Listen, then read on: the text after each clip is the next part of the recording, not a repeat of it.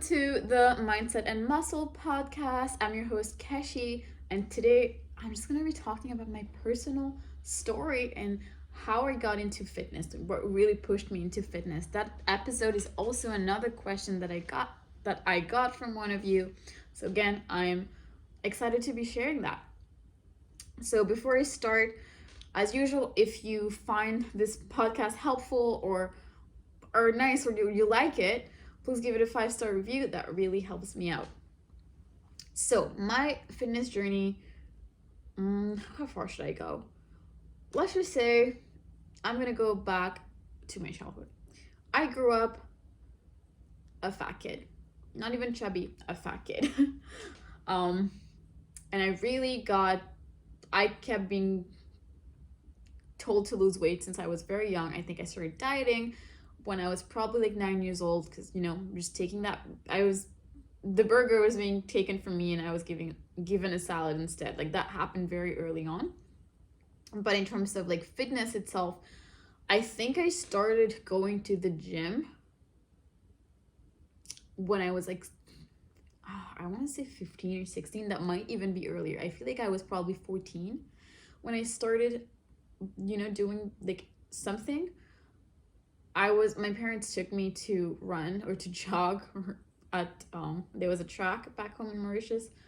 And actually every time I would go there, sometimes when I would go there, there was like a teacher that would always like comment on my weight. He would do it like there too, which was a little bit annoying because like that's why I'm here, right? To try to lose that weight. But yeah, anyway. But started going by myself to Zumba. That's how I actually started, to Zumba and like some step dance class or just some dance classes. I would say maybe when I was like 14, 15. But then shortly after that place where I went to do Zumba, it was associated, or like there was also a gym there basically. So I started going to the gym as well, and obviously I had no idea what to do. So I was like a lot of you maybe right now trying to start going to the gym. I was super nervous, and it was kind of full of men mostly. There were a few women, but the weightlifting section, like the free weights section, I thought actually wasn't allowed to go there. I actually thought that it was reserved for men.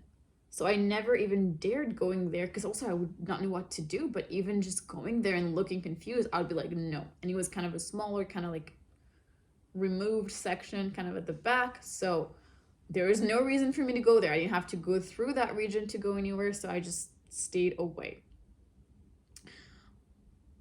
I wish I didn't, but anyway. So I was kind of doing just the equipment. So when I started, I kind of got a program for free with somebody there. Then I just followed that. I was doing probably like 20-30 minutes on the treadmill first, and then he made me do like the different weight stuff, so the equipment. So I was doing that, and actually had lost weight at some point. So I was a fat kid, and then I think I lost weight when I was like 13 or something. And I think the minimum I went to was probably like 60 kilos or something like that. There's no muscle like built at all there. That was just kind of like from maybe like some other cardio and like just food, and the only exercise I was doing was cardio. But then I was maybe like 60, the minimum, or around like 62, 63 kilos was what I kind of remember.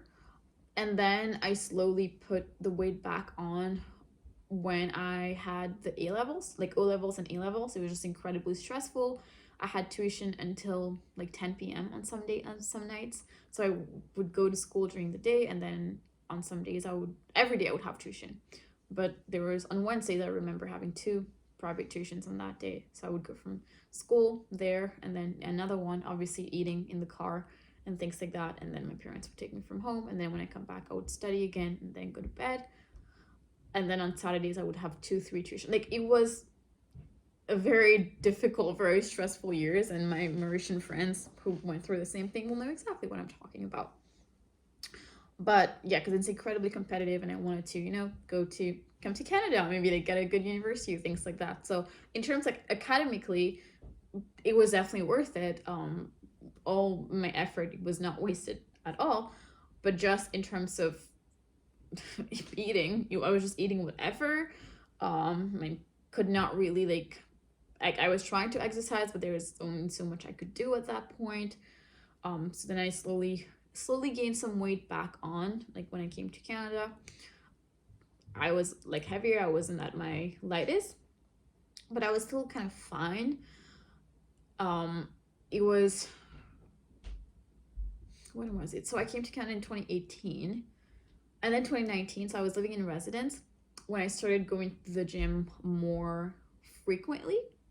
So then I would be consistent with it. I would wake up in the morning because I think they would open at 6. So I would wake up at like 5:15 or something, get some stuff ready, already be there at 6 when they would open. So then I would work out from like 6 to 7 all the days that I had class at 9. So I would do that and then come back to residence, because again, it was like a 5-minute walk, maybe 10 minutes in winter because I walk slow and it's icy. But very short, very close. So I would just walk back and then get ready and go to class and things like this. So I did that regularly. But then 2020, COVID happened, and I'm not like blaming it on COVID, but I just made poor decisions during COVID, with not even being able to work out, but also just with my food. I don't know if I just use it as an excuse or anything, but I was not tracking, not doing anything. And I feel like I was tracking before, but at that point I wasn't tracking, and then I was just kept eating not great. And then I put on weight. I put on a lot of weight. From like, I think my maximum was like 90 kilos. That's a lot. How much is 90 kilos? Let me actually quickly Google that. 90 kilos in pounds. Oh my God. That's 198 pounds. And I'm 5'1". I'm 154 or 55 centimeters. I was almost 200 pounds. That's a lot of weight on such a tiny person in terms of height. So that was not good. My face was all big. Like, it was not cute. That wasn't good. That wasn't healthy. It wasn't good. So then, also my parents were like telling me, like, that's not good, which, I'm grateful for them for doing that. So then I started working with a coach, a nutrition coach, a dietitian, I think it was at that point. And I was on a meal plan actually. And then I started losing weight. And then it happened in kind of phases, but I lost a lot of weight pretty consistently. I started going back to the gym again. I got into powerlifting as well around that point in that journey.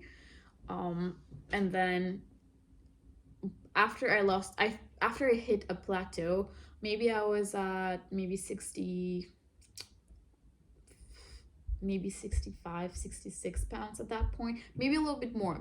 Maybe I was like less than 70 pounds.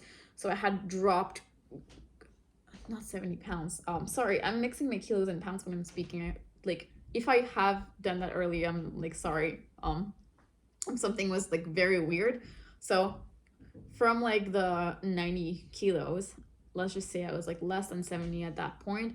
Then I started kind of doing things on my own, but then I noticed like not that much progress. But I really didn't want to get back into like another meal plan. I was also vegan then, so I gained all this weight being vegan. If you think you can't gain weight when you're vegan because you're just eating vegetables, there's just so much like vegan ice cream, vegan everything available that you still can. But then I don't even remember when I started working with my current coach for nutrition, but then I lost like another good portion of weight with her, as well as just getting more into bodybuilding training, like hypertrophy training. I can never say this word in a sentence. Like, if I just say the word, I'm fine. But if I'm recording or if I'm like talking to somebody and I'm saying it in a sentence, I put the emphasis on the wrong word. Hypertrophy? No. You know what I'm talking about, like the more like bodybuilding type of training. But So then I'm kind of going quickly through that, but I don't have too much to kind of say. It's more like bullet points in my mind at this point. But I started doing that, and then recently, and I'm still doing that. So now the goal is to just have a tiny waist and a big butt, basically. Um, but I went through another cut, and it wasn't the ideal time. I started out really good, and I lost, I think, 8 to 10 pounds or something. I went from 140, yeah, 140 pounds when I started this recent cut. But again, I had lost most of my weight, maybe 2021 or 2022, and then I maintained it for a good while, which was good. And I reverse dieted. I actually forgot that part. I reverse dieted with a different coach. This one I won a challenge online. I won 3 months with them. So then they allowed me to like reverse diet, and then at that point I started working with my recent coach. So while I was, yeah, I went through a bunch of different coaches, and I liked all of them. But it was kind of just different points in my journey. The reason I didn't stay with those ones that allowed me to go up in calories, like reverse diet, while maintaining, so basically just going up in calories back to my maintenance level from when I had stopped. I think I had stopped at, let's just say, like 1600 calories. So they worked me up to like being able to eat like 2100, I think I was at, like without putting on more weight. But they were in the US, they were incredibly expensive. I think it was like $450 a month or something. So it's not something I could afford. I got the 3 months free. Also one of the reasons I put there is because I can't afford it. But yeah, so I could not afford it, but also I felt like sometimes my questions, like I have a lot of questions because I really wanted to learn. So I felt like sometimes it was a little bit like I felt like I was a burden a little bit. Like they were answering the questions, but yeah, I wasn't getting that friendly, approachable vibe. I was getting not that genuinely friendly and approachable vibe when I had a bunch of questions to ask, which is why I decided that it was not necessarily like worth it for me to invest that amount of money. So I just went, I think at that point I went both nutrition and fitness, both nutrition and the workouts with my powerlifting coach. And I love this guy. He was amazing, the sweetest guy ever, such a sweetheart. I love him. The only reason I stopped working out or doing things with him, so I was doing, I think, just workouts with him, actually, sorry. Workouts with him, powerlifting, and then with my current coach, Michelle, I was doing nutrition. But then the only reason that I switched to Michelle for both is that I wasn't doing powerlifting anymore. I switched my approach of training. And at that point, it was around my injury time. So I couldn't do deadlifts. I couldn't do squats, definitely not. So then I was like, and it was when I, not because of my surgery, but I think the first, like the ankle sprain. So if you haven't listened to the last episode, go listen to the last episode where I talk about like the injuries that I went through and how to overcome injuries, but I talk a little bit about my story in terms of that. But yeah, that's the reason that I switched, and because my goal was to switch a little bit, and my current coach is also a bodybuilder, a bikini athlete. So then I was like, oh, it's just the perfect person to be like teaching me like how to achieve that body, because in my mind that's the body that I want to work up towards or work up to. So yeah, so going to, that's kind of like the most recent part of my journey, but I've been with her since then. Then I recently had cut. So when I started cutting recently, I had already had a cutting phase or a few cutting phases with her before. Some of them went really well, others I didn't adhere. It was just not good places where I put in the effort to cut really well. So sometimes I just didn't lose weight on a cut because I didn't put in the effort, and that's something very important to keep in mind. Like, whether or not you have a coach, if you're not putting the effort, you're not going to get the results. And I definitely know that because The cuts where I, with that same coach, she was always there for me, but when I put in the effort, I saw progress so well. When I just kind of, like, it just didn't put in the effort, to be honest. When I still ate over my macros, still went out a couple times a week or things like that. And I think I was like dating season around then, so it was like a couple dates a week or things like that. So yeah, it just, some of those cuts didn't work out.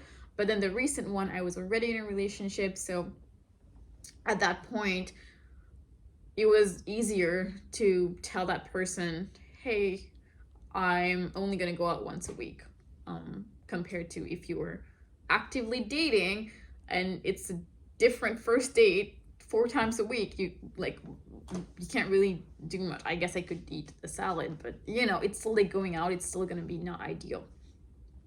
So yeah, the recent cut, I went from like 140 pounds, maybe a little bit more, to like 128 pounds, I think. 128, I think 129 pounds.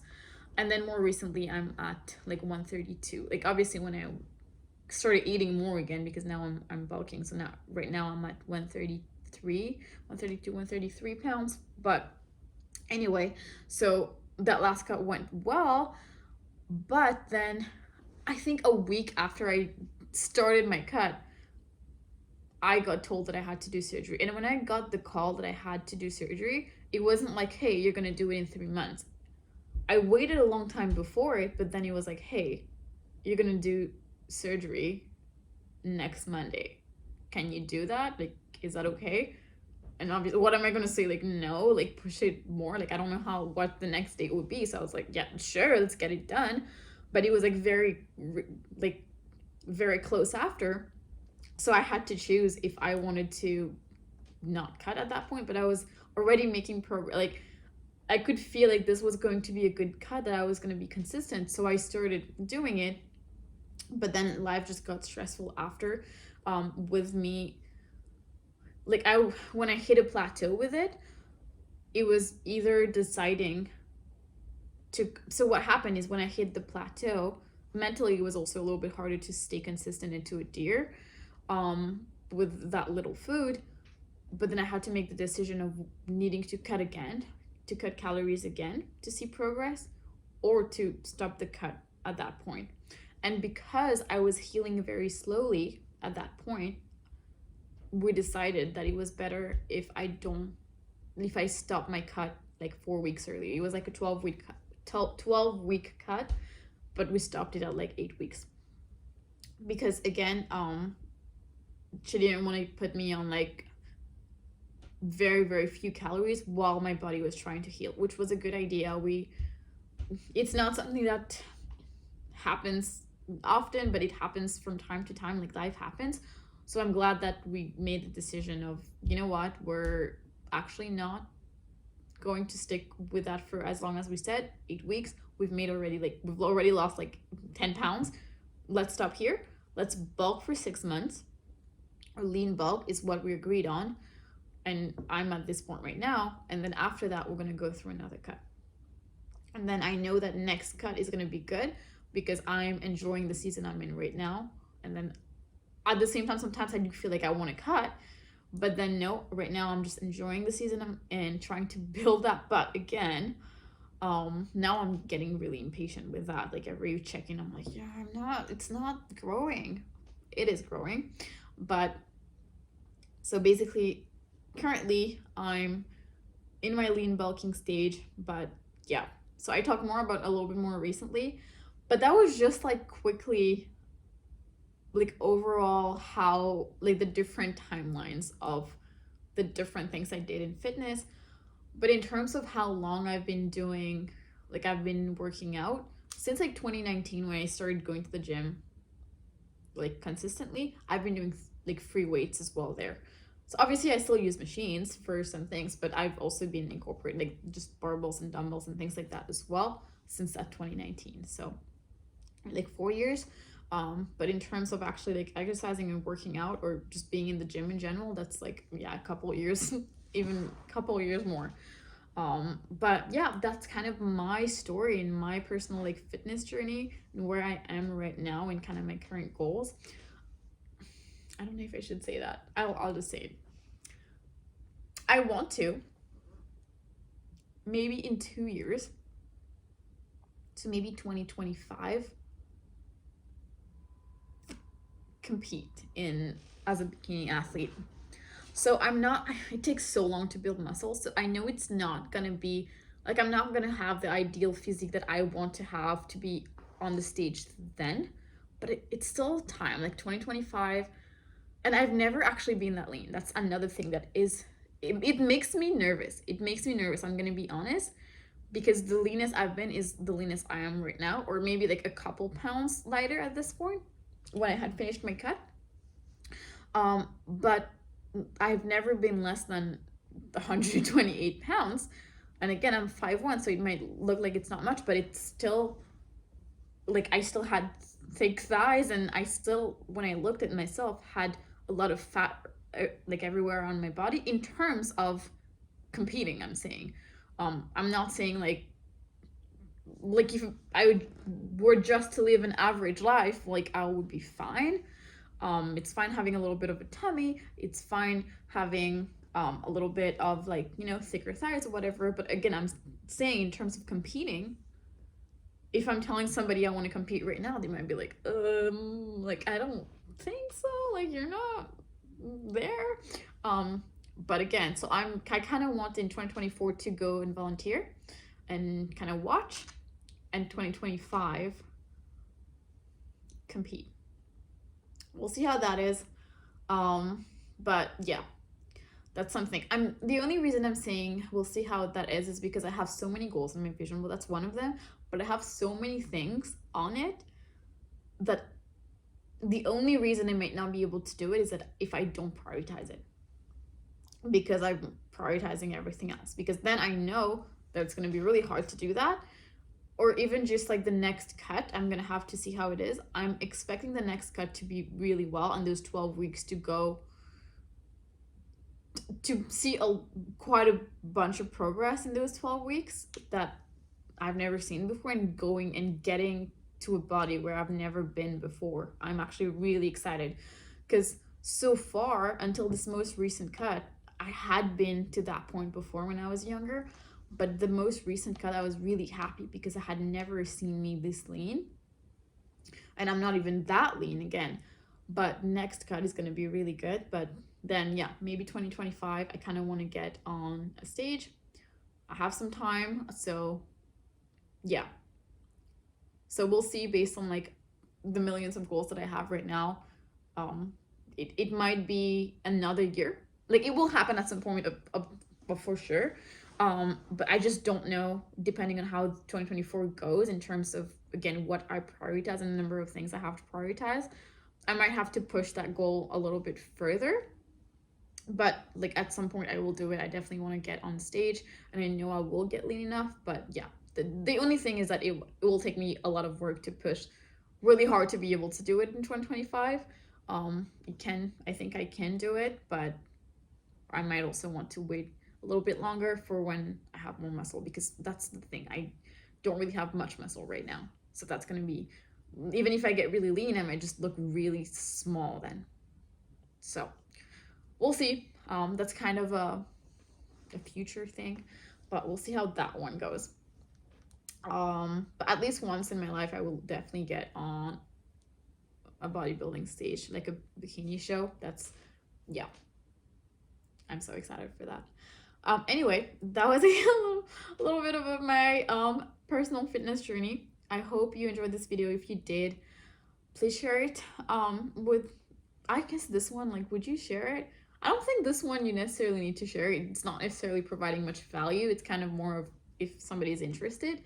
But if you liked it, instead of sharing it, you could just give me a 5-star review, or like it, depending on where you're watching from. If you're watching on YouTube or something, you could subscribe, or you could subscribe or follow me on Spotify or whatever, wherever you're listening or watching as well. The next episode after is going to be about what I learned from doing the Canadian Firearms Safety course. So I did that. That's to get your gun license. But that was a really fun adventure as well. So I learned a lot from it. I have a lot of points that I need to talk about. So it's gonna be an episode about getting out of your comfort zone for sure. So watch out for this one, or listen out for this one. But until then, thank you again, and have a good rest of your day or have a good night.